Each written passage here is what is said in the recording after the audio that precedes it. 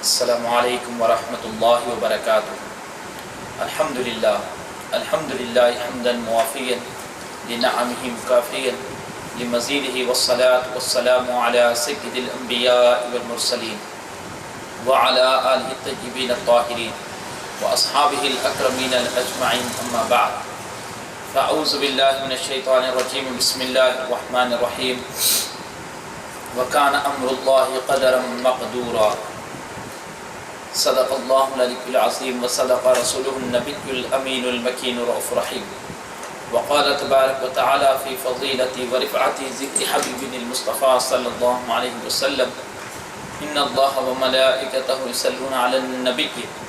یا ایھا الذین آمنوا صلوا علیہ وسلموا تسلیما، اللہم صل وسلم علی سیدنا وشفیعنا وحبیبنا ونبینا مولانا محمد وآلہ واصحابہ اجمعین۔ عزیز دوستوں، بھائیوں اور بزرگوں، جس آیت کریمہ کی تلاوت کا شرف ہم نے حاصل کیا ہے، اس کا ترجمہ اور مفہوم کچھ ہے۔ وکان امر اللہ، بے شک اللہ کا معاملہ، اس کا ترجمہ اور مفہوم کچھ یوں ہے، وکان امر اللہ قدرا مقدورا، اللہ کا معاملہ، اللہ کا فیصلہ جو ہے وہ مقرر ہے، وہ طے شدہ ہے، وہ ڈیسائیڈڈ ہے۔ یعنی اللہ سبحانہ و تعالیٰ کا جو معاملات ہے، اس کے جو فیصلے ہیں وہ آلریڈی ڈیسائیڈڈ ہے۔ کیونکہ تقدیر جو ہے وہ علم الہی ہے، وہ اللہ کا علم ہے، اور اللہ سبحانہ و تعالیٰ کے علم میں کسی قسم کا تغیر، چینجز اور پروسیسنگ سے اللہ کا علم پاک ہے۔ کیونکہ جو چیز ایک پروسیسنگ کے مراحل سے گزرتی ہے، ارتقاء سے گزرتی ہے، اور عدم سے وجود اور پھر وجود سے کمال وجود کی منزلیں طے کرتی ہے، تو اس سے یہ بات سمجھ میں آتی ہے کہ یہ شے جو وجود کے درجے میں آئی، جو نتھنگ سے بینگ ہوئی، جو نتھنگ سے ایگزسٹنس میں آئی، اور پھر ایگزسٹنس سے جو ہے پرفیکٹ بینگ ہوئی، بہترین کی طرف گئی، عدم سے وجود اور پھر وجود سے کمال وجود کا جو یہ سفر طے کی، تو اس سے یہ بات ثابت ہوتی ہے، یہ بات سمجھ میں آتی ہے کہ جب یہ شے پہلے جو اب پرفیکٹ بینگ ہے، ایک کامل ہے، اس سے پہلے جو ہے وہ پرفیکٹ نہیں بلکہ امپرفیکٹ تھی۔ اس سے پہلے وہ بات، وہ امر، وہ معاملہ، وہ شے امپرفیکٹ تھی، اور اس سے اوپر جب آپ جاتے ہیں تو پھر وہ شے جو ہے امپرفیکٹ نہیں بلکہ وہ تھی ہی نہیں۔ تو اسی طرح علم الہی کے اگر اندر ہم ارتقاء کو اگر ازیوم کرتے ہیں، علم الہی یعنی اللہ سبحانہ و تعالیٰ کے نالج اور اس کے ول میں اگر ہم یہ سوچتے ہیں کہ ایک پروسیسنگ سے گزرا، تو پھر نعوذ باللہ یہ بات لازم آتی ہے کہ اس سے پہلے علم الہی جو ہے وہ اب تو پرفیکٹ ہے لیکن پہلے امپرفیکٹ تھا، نعوذ باللہ من ذالک، اور اس سے پہلے جو ہے نعوذ باللہ جہل اور اگنورنس تھا۔ تو تب کہ اللہ سبحانہ و تعالیٰ کے لیے خدا کی یہ شان ہے کہ جب سے وہ ہے، اس کے تمام صفات، اس کے تمام ایٹریبیوٹس اینڈ کوالٹیز پرفیکٹ ہے، اس میں کسی قسم کی ذرہ برابر جو ہے نقص کا ہم جو ہے امیجن تک نہیں کر سکتے، تصور بھی نہیں کر سکتے۔ اور علم الہی میں یا اللہ کی کسی صفات میں کسی زمانے کے لیے بھی نقص کو امیجن کرنا، امپرفیکشن کا تصور کرنا کفر ہے، ناجائز ہے اور حرام ہے۔ کیونکہ اللہ سبحانہ و تعالیٰ وہ ذات ہے، جب سے وہ ہے اس کے صفات ہے، اور جب سے اس کے صفات ہے تب سے اس کے صفات کاملہ ہے، پورے پرفیکٹ ہے، اس میں ذرا برابر نقص کا کوئی احتمال نہیں ہے۔ اسی طرح اللہ سبحانہ و تعالیٰ کی صفت علم، وہ اس کے صفات ذاتیہ میں سے، تو جب سے اللہ سبحانہ و تعالیٰ تب سے اس کی صفت علم ہے، اور وہ تب سے کامل اور اکمل ہے، پرفیکٹ ہے، اور پرفیکشن کی بھی کمال اور عجب ہے۔ تو یہ جو پوری تقدیر ہے وہ علم الہی ہے۔ تو جب سے اللہ ہے تب سے اس کا علم ہے، اور جب سے علم ہے تب سے اس کے ڈیسیشنز ہے۔ ایسا نہیں ہے کہ اللہ کو پہلے علم حاصل ہوا، نعوذ باللہ، پھر آفٹر سم ٹائم جو ہے اس نے پھر اس علم کی بنیاد اور اساس پر ڈیسیشنز لیے، ایسا نہیں ہے۔ جب سے علم ہے تب سے اس کے ڈیسیشنز مقرر ہے۔ تو وکان امر اللہ قدرا مقدورا، تو یہ تقدیر کا جو معاملہ ہے علم الہی کا معاملہ ہے۔ اس لیے تقدیر کو قبول کرنے کے بعد میں حد درجے تاکید آئی ہے کہ اس کو من وعن قبول کرو، تقدیر کو من وعن قبول کرو۔ جیسا کہ حدیث جبرائیل ہے، امام مسلم نے جو ہے اس حدیث کو کتاب الایمان میں ذکر فرمایا ہے، صحیح مسلم شریف میں حضرت عبداللہ ابن عمر اپنے والد سے روایت کرتے ہیں، بڑی تفصیل، بڑی حدیث ہے، طویل حدیث ہے، اس کا وہی اقتباس، وہی حصہ ہم یہاں ذکر کر رہے ہیں جو ہمارے موضوع یعنی قضاء و قدر سے، ڈیوائن فیٹ سے، ڈیوائن جو ہے ڈیسٹنی سے متعلق ہے، وہی حصے کو ہم یہاں ذکر کر رہے ہیں۔ حضرت جبریل علیہ الصلوۃ والتسلیم کے الفاظ ہے کہ قال فاخبرنی عن الایمان یا رسول اللہ صلی اللہ علیہ وسلم، اے اللہ کے حبیب صلی اللہ علیہ وسلم مجھے جو ہے ایمان کے بارے میں خبر دیجئے کہ what is ایمان، what is faith، what is divine faith، جو ہے ایمان اور عقیدہ کیا ہے؟ تو قال رسول اللہ صلی اللہ علیہ وسلم، حضور اکرم صلی اللہ علیہ وسلم نے کہا ان تؤمن باللہ وملائکتہ وکتبہ ورسلہ والیوم الآخر وتؤمن بالقدر خیرہ وشرہ، صدق رسول اللہ صلی اللہ علیہ وسلم۔ تو حضور اکرم صلی اللہ علیہ وسلم نے کہا کہ اللہ پر، اس کے ملائکہ پر، اس کے کتب پر، اس کے رسولوں پر اور آخرت کے دن پر ایمان لانا، اور پھر فرمائے وَتُؤْمِنَ بِالْقَدْرِ خَيْرِهِ وَشَرِّهِ، اور ایمان لانا تقدیر کے اس کے خیر اور شر پر، تقدیر کے خیر اور شر پر کہ وہ من اللہ، اللہ کی جانب سے۔ تو اب آپ غور کیجئے حدیث کے جو الفاظ ہم نے کہا کہ اللہ پر، ملائکہ پر، کتابوں پر، رسولوں پر اور آخرت کے دن پر ایمان لانا، اسی جملے پر اگر عطف ہو جاتا وَالْقَدْرِ خَيْرِهِ وَشَرِّهِ تو جملہ کمپلیٹ ہو جاتا تھا۔ There is no necessity to repeat this word وَتُؤْمِنَ this verb وَتُؤْمِنَ بِالْقَدْرِ خَيْرِهِ وَشَرِّهِ، جملہ پورا کمپلیٹ ہو جاتا تھا، لیکن حضور اکرم صلی اللہ علیہ وسلم نے once again he mentioned this word, this verb وَتُؤْمِنَ بِالْقَدْرِ خَيْرِهِ، اور ایمان لانا تقدیر کی خیر اور اس کے شر پر، تقدیر کے خیر اور شر پر ایمان لانا۔ تو عربی زبان کا قاعدہ ہے کہ الفاظ کی زیادتی معنی کی زیادتی پر دلالت کرتی ہیں، جتنے الفاظ میں اضافہ ہوگا، ورڈز اور وربز میں اضافہ ہوگا، میننگز میں بھی جو ہے اضافہ ہو جائے گا۔ اگرچہ ان تؤمن باللہ وملائکتہ وکتبہ ورسلہ والیوم الآخر والقدر خیرہ وشرہ کہتے تو مضمون مکمل ہو جاتا تھا، یہ بات ثابت ہو جاتی تھی کہ اللہ پر، ملائکہ پر، کتب پر، رسول پر اور آخرت کے دن پر، ججمنٹ ڈے پر ایمان لانا۔ لیکن حضور اکرم صلی اللہ علیہ وسلم نے وَتُؤْمِنَ بِالْقَدْرِ خَيْرِهِ وَشَرِّهِ کہا۔ تو منشا اور مقصد کیا ہے حضور اکرم صلی اللہ علیہ وسلم کا اس لفظ کو اور مزید ذکر کرنے کا، وَتُؤْمِنَ کے لفظ کو دوبارہ ذکر کرنے کا، کہ تقدیر کا معاملہ نہایت ہی تاکیدی معاملہ ہے، کیونکہ یہ بات ہر آدمی قبول کر لیتا ہے کہ بے شک اللہ، ہر مسلمان قبول کر لیتا ہے کہ بے شک اللہ میرا رب ہے، ملائکہ اس کے جو ہے ملائکہ اس کی نورانی مخلوق ہے، اور آسمانی کتابوں پر بھی ایمان رکھتا ہے، رسول پر بھی ایمان رکھتا ہے اور آخرت کے دن پر بھی ایمان رکھتا ہے۔ لیکن قضاء و قدر کی جب بات آتی ہے تو ایک مسلمان بھی نعوذ باللہ من ذالک آج کے زمانے میں ہم دیکھتے ہیں کہ اس کے قدم ڈگمگا جاتے ہیں، تقدیر کے معاملے میں وہ دلمل جو ہے اپنے فیت اور جو ہے امبیلنسنگ اپنے جو ہے فیت کو جو ہے وہ ریپرزینٹ کرتا ہے، امبیلنسنگ ہوتی ہے اس کے عقیدے میں قضاء و قدر کے باب میں، کیونکہ تقدیر کے معاملہ ایسا ہوتا ہے کہ کچھ بات اس کے فیور میں بھی ہوتے ہیں، کچھ اس کے اگینسٹ بھی ہوتے ہیں، بہت سی باتیں جو ہے ہم جو چاہتے ہیں وہ ہوتی ہیں، 5 باتیں ہم جو چاہتے ہیں وہ نہیں بھی ہوتی ہیں، بعض ہم چاہتے ہیں کہ ہم کو نقصان نہ ہو، ہم کو نقصان بھی ہوتا ہے، ہم چاہتے ہیں ہم کو جانی اور مالی نقصان نہ ہو، ہم کو جانی اور مالی نقصان بھی ہم فیس کرتے ہیں، تو وہ سب قضاء و قدر سے۔ ہم پلاننگ بہت کرتے ہیں لیکن بسا اوقات ہماری پلاننگ جو ہے فیل ہو جاتی ہے اور تقدیر بازی لے کے چلے جاتے ہیں۔ وجہ کیا ہے؟ کیونکہ آلریڈی یہ چیز مقرر تھی، طے شدہ تھی۔ احقر کے فقیر کے جد اعلیٰ کا شعر ہے حضرت صوفی محمد بادشاہ شریف صاحب قبلہ رحمۃ اللہ علیہ کا، تدبیر کا کہاں مقابلہ تقدیر سے، تدبیر کا یعنی پلاننگ کا اور اسٹرگلنگ کا کہاں مقابلہ تقدیر سے، بارہا ہارتے دیکھا ہے تدبیر کو تقدیر سے۔ تدبیر بہت دفعہ ہم پلاننگ کرتے لیکن ہماری پلاننگ فیل ہو جاتی، تقدیر آڑے آ جاتی۔ تو تقدیر کو قبول کرنا یہ ایک بہت بڑا جو ہے معاملہ اور مسئلہ ہوتا ہے، اور ایزیلی جو ہے اس چیز کو لوگ قبول نہیں کرتے۔ اللہ کی ذات پر تو ایمان لاتے لیکن جب ان کے حق میں علم الہی کا نزول ہوتا ہے، ارادہ الہی کا نزول ہوتا ہے، ارادہ الہی ان کے افعال یا ان کی ذات سے، ان کی پرسنالٹی یا ان کے مشن یا ان کے پروجیکٹ سے متعلق ہوتا ہے، اور اسپیشلی اگر ان کے اگینسٹ متعلق ہوتا ہے تو پھر وہ کیا کرتے ہیں؟ پھر شکوہ شکایت کی زبان اختیار کرتے ہیں، تقدیر پر سب کو ستم کرتے ہیں، جبکہ تقدیر پر ایمان لانا ہے، والقدر خیرہ وشرہ۔ تو حضور اکرم صلی اللہ علیہ وسلم کا اس لفظ کو 2 دفعہ منشن کرنے کا مقصد یہ تھا، 2 دفعہ کوٹ کرنے کا، وَتُؤْمِنَ بِالْقَدْرِ خَيْرِهِ وَشَرِّهِ، کہ لوگ غفلت نہ کریں، اللہ پر ایمان لا رہے لیکن تقدیر پر اعتراض کرتے ہیں تو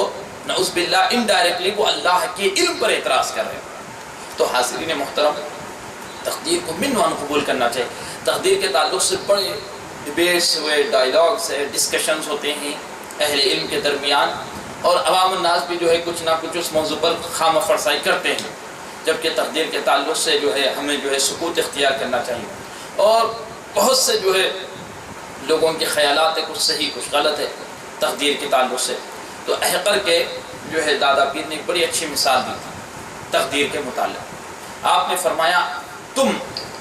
ایک کتاب میں جو ہے آم کے تعلق سے پڑھے کہ آم کا بیج ایسا ہوتا ہے، مینگو،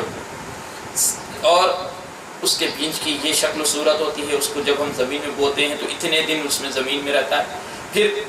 زمین سے جو ہے وہ نکلتا ہے ملکے کی شکل میں، پھر اتنا ٹائم پیریڈ لگتا ہے اس کو ایک تناور درخت بننے میں۔ یہ سب آپ ایک بک میں پڑھ رہے ہیں، آپ جو ہے فروٹس سے متعلق بک میں جو ہے آپ مینگو کی کوالٹیز پڑھ رہے ہیں، پھر آپ پڑھیں کہ اس کے ایسے پتے ہوتے ہیں، اور اتنے ٹائم پیریڈ کے بعد آم جو ہے وہ آم کا درخت جو ہے وہ آم دینے لگ جاتا ہے۔ اب آپ یہ ساری تفصیلات پڑھ لیے کتاب میں۔ اب آپ نے کیا کیا، آپ بھی جو ہے اب ارادہ ہوا آپ کو چلو بھائی آم کا میں درخت لگاؤں گا۔ اب آپ جو ہے وہ بیج کو لا لیے، آم کے بیجوں کو نرسری سے جا کے کچھ بیجوں کو لا لیے، لا کے آپ زمین میں پیڑ دیے، پھر زمین سے آم کے بیج کا جو ہے وہ بیج پھٹا اور اس میں سے ملکہ نکلا، اور پھر آپ نے جیسا کتاب میں پڑھا تھا اسی کے موافق اور مطابق جو ہے اتنے ٹائم پیریڈ کے ساتھ آم کا ایک درخت جو ہے وہ بن چکا، تناور درخت میں تبدیل ہو گیا آم کا، اور آم دینے لگ گیا۔ تو اب آپ سے ایک سوال یہ ہے کہ آپ نے جو کچھ آم کے درخت کے بارے میں پڑھا تھا، اور آم کے بیج کو جب لا کر آپ نے زمین میں گاڑا اور اس کے ملکہ نکلا اور ایک تناور درخت بن گیا، اور آم کا درخت آم دینے لگ گیا، تو کیا وہ آم کا درخت، وہ آم کا بیج، جو کچھ آپ نے اس کے بارے میں پڑھا تھا کتاب میں، کیا وہ آم کا درخت اس کتاب کو فالو کر رہا ہے؟ آم کا درخت اور وہ بیج کتاب کو فالو کرتے ہوئے، ارے ہاں دیکھو کتاب میں لکھا ہوا تھا کہ مجھے زمین میں اتنے دن رہنا ہے، چلو میں اتنے دن رہوں گا، ارے کتاب میں لکھا ہوا تھا مجھے تو جو ہے 2 سال تک جو ہے تناور درخت کی حیثیت اختیار کر جانا ہے۔ ایسا ہوتا ہے؟ ہرگز نہیں، بلکہ یہ کہا جائے گا کہ نہیں، آم کا وہ بیج یا آم کا وہ درخت، وہ آم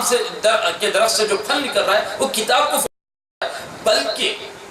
جس شخص نے آم کے پیڑ پر، اس کے بیج پر جو ہے اسٹڈی کی، اس نے اس سارے تفصیلات کو کتاب میں لکھ دیا ہے۔ آم کا درخت جو ہے وہ کتاب کو فالو نہیں کر رہا۔ آپ آم کے درخت کے پاس لے جا کر کتاب کو نہیں رکھے کہ وہ جو ہے کتاب میں دیکھ رہا، اچھا مجھے اتنا ٹائم پیریڈ زمین میں رہنا، ٹھیک ہے میں زمین میں رہوں گا، آم کا بھی نہیں، ایسا نہیں ہے۔ پھر جو ہے نکلا کتنے ٹائم پیریڈ میں کتاب میں لکھا مجھے 2 سال تک تناور درخت بننا ہے، اچھا میں 2 سال، ایسا ہرگز نہیں ہوتا ہے۔ آم کا درخت تو نیچرل طور پر اپنے جو ہے کمال کو پہنچ رہا ہے، نیچرل طور پر جو ہے اس کے اندر جو ہے گروتھ آ رہی ہے، ترقی آ رہی ہے، اور نیچرل ٹائم پیریڈ کے ساتھ وہ جو ہے آپ کو پھل دے رہا ہے، آم دے رہا ہے۔ آم کا درخت کتاب کو فالو نہیں کر رہا ہے، بلکہ کتاب کے جو آم کے درخت کے جو صفات تھے، کوالٹیز تھے، کتاب لکھنے والے نے وہ سارے تفصیلات کو جانا اور کتاب میں لکھ دیا۔ اسی طرح بلا تشبیہ و تمثیل ہمارا معاملہ بھی یہ ہے کہ ہم جو ہے تقدیر کے موافق عمل نہیں کر رہے۔ ہم تقدیر میں لکھا ہوا ہے بلکہ اس طرح ہاتھ میں اٹھا رہے، تقدیر میں لکھا بلکہ ایسا نہیں، بلکہ اللہ سبحانہ و تعالی نے اپنے کمال علم سے، اپنے علم کے پرفیکشن کے ساتھ ہمارے ڈیمانڈز کو، ہمارے نیسیسٹیز کو، ہمارے ولز کو، ہمارے جو ہے پلانز کو، یعنی جو کچھ اس نے اپنے کمال علم سے جان لیا کہ بھئی یہ بندہ یہ اس کے مطالبات ہیں، یہ ایسا ایسا ایسا کرے گا، اور اس نے اپنی جو ہے کتاب میں لکھ دیا۔ تو سمجھ میں آنے کی بات یہ ہے کہ ہم جو ہے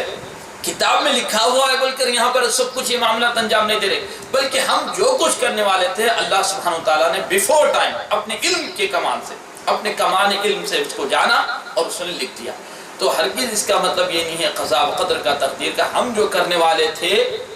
یعنی ہم جو ہے وہاں لکھا ہوا بول کر اس طرح کر رہے نہیں، بلکہ ہم جو کرنے والے تھے اللہ نے اپنے کمال علم سے اس کو لکھ دیا۔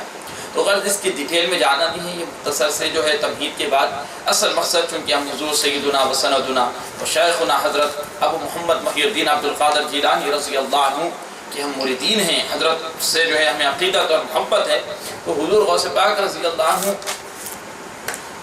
کی ذات مبارکہ سے جو ہے ہمارا تعلق یہ ہونا چاہیے کہ جہاں ہم آپ کا ذکر خیر کریں، جہاں آپ کے شان اور آپ کے فضائل و مناقب بیان کریں، وہاں ہمیں حضور غوث پاک رضی اللہ عنہ کے تعلیمات کو بھی پروموٹ کرنا چاہیے اور ان کے تعلیمات کو ایکسیپٹ کرنا چاہیے اور اس کو جو ہے روح عمل لانا چاہیے، اس پر پریکٹس کرنا چاہیے۔ یہ ایک مرید صادق کا جو ہے ذمہ داری، ہر مرید صادق کی یہ ذمہ داری ہے۔ تو حضور غوث پاک رضی اللہ عنہ کے خطبات ہمارا مقصد ہے بیان کرنا ان نشستوں میں بالخصوص، اور خطبات میں بھی ہم نے یہ نہج اختیار کیا ہے کہ ہر خطبے میں سے ٹاپک کے مطابق ہم جو ٹاپک پر بیان کرنا چاہتے ہیں، جیسے ابھی ہم نے قضاء و قدر پر بیان کیا، تو ہم قضاء و قدر پر جو ہے حضرت کے فرسٹ خطبے سے، فرسٹ سمن سے جو ہے تقدیر سے متعلق امور کو ہم بیان کریں گے اور ذکر کریں گے۔ یہ خطبات حضور غوث پاک رضی اللہ عنہ کے مرید صادق اور آپ کے شاگرد خاص حضرت عفیف الدین المبارک رحمۃ اللہ علیہ نے جو ہے بجستہ جب آپ حضور غوث پاک خطاب کر رہے تھے اس وقت آپ نے نوٹ ڈاؤن کیے تھے۔ حضرت عفیف الدین المبارک نے، اس کتاب کا نام ہے الفتح الربانی، حضور غوث پاک کے خطبات پر مشتمل۔ تو آج ہم حضور غوث پاک رضی اللہ عنہ کے پہلے خطبے میں سے جو باتیں تقدیر سے متعلق ہے ان کو ذکر کرتے ہیں۔ حضور غوث پاک رضی اللہ عنہ کا پہلا خطبہ، جس کو آپ اتوار کے دن خانقاہ شریف میں صبح کے وقت آپ نے خطاب کیا۔ اب اندازہ کیجئے خطاب کا انداز اور اس کی ابتدا کیسے ہوتی ہے۔ فرماتے پہلا خطبہ المجلس الاول، فرماتے الاعتراض علی الحق عز وجل عند نزول الاقدار موت الدین، موت التوحید، موت التوکل والاخلاص۔ تقدیر کے نزول کے وقت، یعنی آپ کے ساتھ جو کچھ معاملات ہو رہے، آپ کے فیور میں ہو رہے، آپ کے اگینسٹ ہو رہے، آپ کے اگینسٹ خود آپ سے ہو رہے یا کسی اور شخص کی طرف سے ہو رہے، حضور غوث پاک فرماتے الاعتراض علی الحق عز وجل عند نزول الاقدار، تقدیر پر اعتراض کرنا، چونکہ تقدیر تو علم الہی ہے، اس پر اعتراض کرنا۔ فرماتے ہیں موت الدین،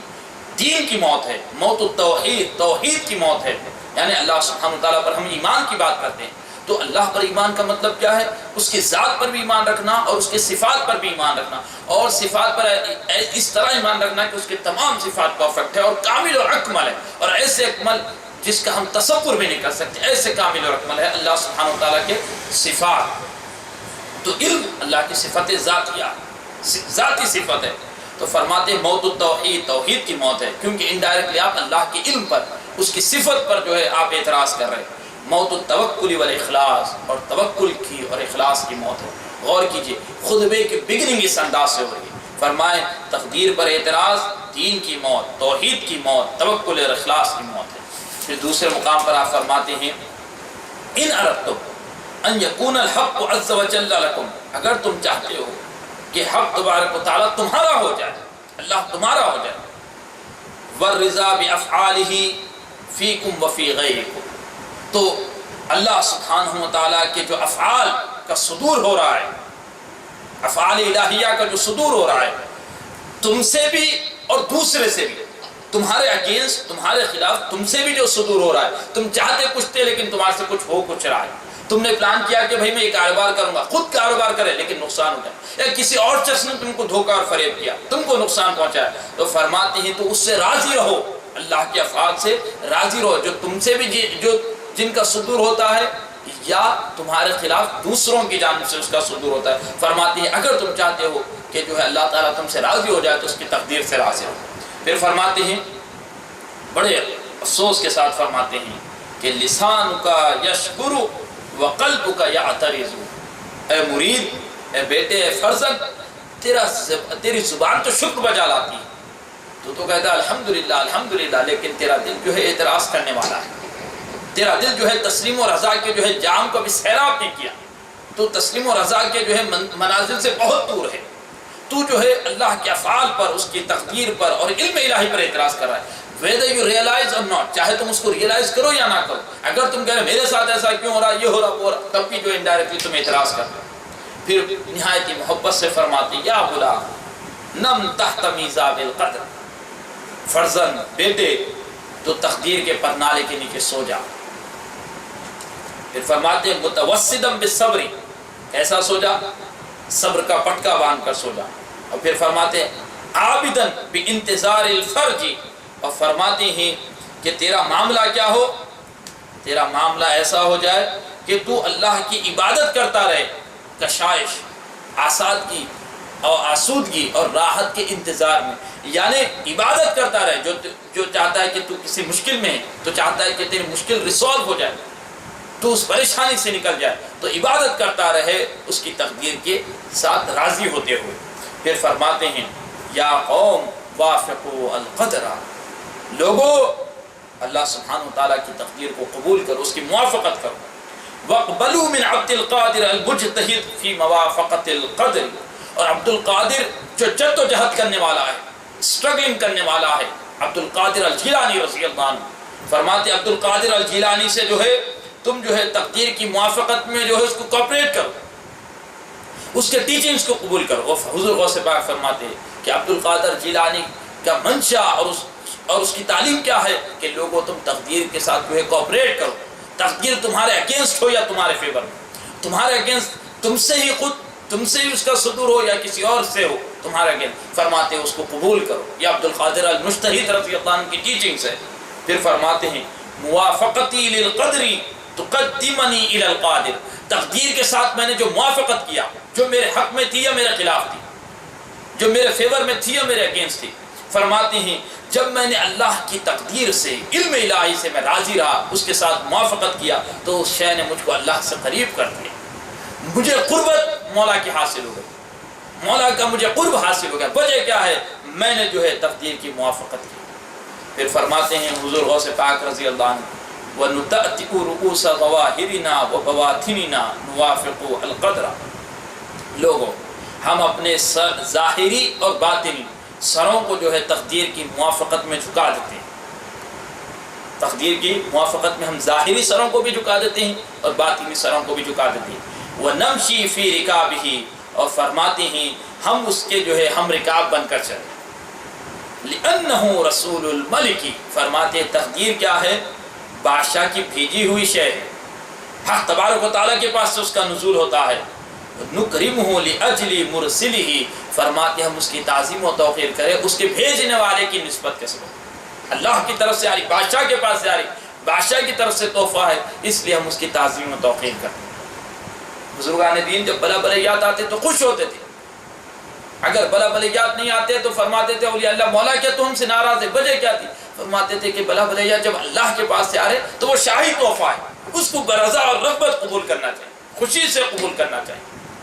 ایک واقعہ ہے جس کو میں ذکر کر کر اپنی بات ختم کرتا ہوں. ایک بادشاہ کسی کام میں تھا، اتفاق سے بتاتے اس کا انگوٹھا کٹ گیا. تو اس نے اپنے وزیر سے پوچھا، اے وزیر، جب اس کی مرہم پٹی ہوئی، پوچھا یہ میرا انگوٹھا کیوں کٹ گیا؟ کیا یہ انگوٹھا کٹنا میرا کیا سمجھتے ہو تم؟ اس بارے میں تمہاری کیا رائے میرا ایسا انگوٹھا کٹنے کا؟ تو اس کے وزیر نے کہا بادشاہ سلام، جو ہوتا ہے اچھا ہوتا ہے. تو بادشاہ جلال میں آ گیا وزیر پر اور کہا میرا انگوٹھا کٹ گیا اور تو کہتا ہے جو کچھ ہوا اچھا ہوا. مجھے تکلیف ہوئی، میں ایک معنی میں ڈسیبل ہو گیا، میں جو ہے میرا انگوٹھا کٹ گیا، میں معذور کی طرح ہو گیا، میری ذات عیبدار ہو گئی، مجھ میں عیب لگ گیا، میرا جو 5 فنگرز میرے مکمل تھے، 5 انگلیاں وہ جو نہ رہے، میرا انگوٹھا جو ہے اس سے میں محروم ہو گیا، اور تو کہتا ہے جو ہوا اچھا ہوا، اور حکم دیا اپنے سپاہیوں کو کہ لے جاؤ اس کو قید خانے میں ڈال دو. بادشاہ سلامت کا حکم تھا، وزیر کو لے جا کے قید خانے میں ڈال دیا گیا. کچھ دنوں بعد بادشاہ کا جب یہ زخم سوکھ گیا انگوٹھے کا، تو وہ شکار کے ارادے سے نکلا اپنے احباب اور ساتھیوں کے ساتھ، اپنے درباریوں کے ساتھ، اپنے سپاہیوں کے ساتھ. اور بتاتے ہیں جانور کے پیچھے جب دوڑنے لگا اس کا گھوڑا شکار کرتے ہوئے، تو وہ اپنے لشکر سے اور اپنے ساتھیوں سے، اپنے سپاہیوں سے بہت دور نکل گیا بادشاہ تنہا. اور وہ جنگل میں جو ہے جنگلی لوگ، آدیواسی جنہیں کہتے ہیں، وہ لوگوں جو ہے آباد تھے، تو بادشاہ ان کے نرجے میں پھنس گیا. پورے جو ہے جنگلی لوگ آئے اور آ کر بادشاہ کو جو ہے، یعنی انسانی تھے لیکن انسیولائز کو، بے تہذیب اور جو ہے غیر تہذیب والے لوگ، انہوں نے جو ہے بادشاہ کو پکڑ لیا. اب وہ پکڑ کر جو ہے بادشاہ کو لے کر گئے. اب اور کچھ لوگوں کو بھی پہلے سے وہ پکڑے ہوئے تھے جو بھولے بھٹکے یا کسی تفریح کے پوائنٹ آف ویو سے جنگل میں آئے تھے. اب ان آدیواسی لوگوں نے کہا کہ ہم جو ہے ان لوگوں کے سروں کو کاٹ دیں گے، ان کو جان سے مار دیں گے، اور ان کی جان کی قربانی اپنے بھگوانوں کو جو ہے نظر کے طور پر پیش کریں گے، بلی کے طور پر پیش کریں گے، ان کی قربانیاں دیں گے۔ اب اس طرح لوگوں کے سر کاٹتے گئے، اتنے میں بادشاہ کی باری آئی۔ بادشاہ کو بھی جب سر قلم کرنا چاہتے تھے وہ، تو اتنے میں جو ہے وہ لوگ جو آدیواسی لوگ تھے، جنگلی لوگ تھے، انسیویلائز لوگ، ان میں سے کچھ لوگوں نے دیکھا کہ بادشاہ کا ایک انگوٹھا کٹا ہوا ہے، ہاتھ کا انگوٹھا کٹا ہوا ہے، اس کے پورے انگلیاں مکمل نہیں ہیں۔ تو انہوں نے کہا ارے یہ تو آدمی جو ہے نامکمل ہے، عیبدار آدمی ہے، یعنی اس کا انگوٹھا کٹا ہوا ہے، اس کی ہم بلی کیسا جو ہے اپنے بھگوانوں کے حضور پیش کرے، ناقص چیز کو کیسے بلی کے طور پہ چڑھائے؟ اگر یہ اچھا صحیح سالم رہتا ہے، اس کا کوئی عضو کٹا ہوا نہیں ہوتا، کوئی آرگن اور کوئی باڈی پارٹ اگر کٹا ہوا نہیں ہوتا، تب ہم اس کو جان سے مار دیتے اور اس کی بلی بھگوان کو حضور چڑھاتے تھے ان کے عقیدے کے مطابق۔ لیکن یہ تو امپرفیکٹ آدمی، یہ تو عیبدار آدمی ہے، اس کا تو انگوٹھا کٹا ہوا ہے، بھلا ہم اس کی کیسے بلی چڑھائے؟ لہذا اس کو ریلیز کر دیا، بولے جاؤ تم عیبدار ہیں، ہم تمہاری بلی نہیں چڑھائیں۔ بادشاہ کو اس وقت اس کے وہ وزیر کا قول یاد آیا، اس نے کہا تھا وزیر نے کہ بادشاہ سلامت، آپ کا یہ جو انگوٹھا کٹا ہے اس میں بھی خیر ہے اور اچھا ہوا آپ کے، خیر ہوا آپ کے لیے، بھلائیے اس کو۔ تو اس وقت وہ ناراض ہو گیا، لیکن آج سوچا کہ اگر آج وہ انگوٹھا میرا صحیح سالم رہتا تو آج تو سر کٹ جاتا تھا، انگوٹھا کہاں کی بات ہے،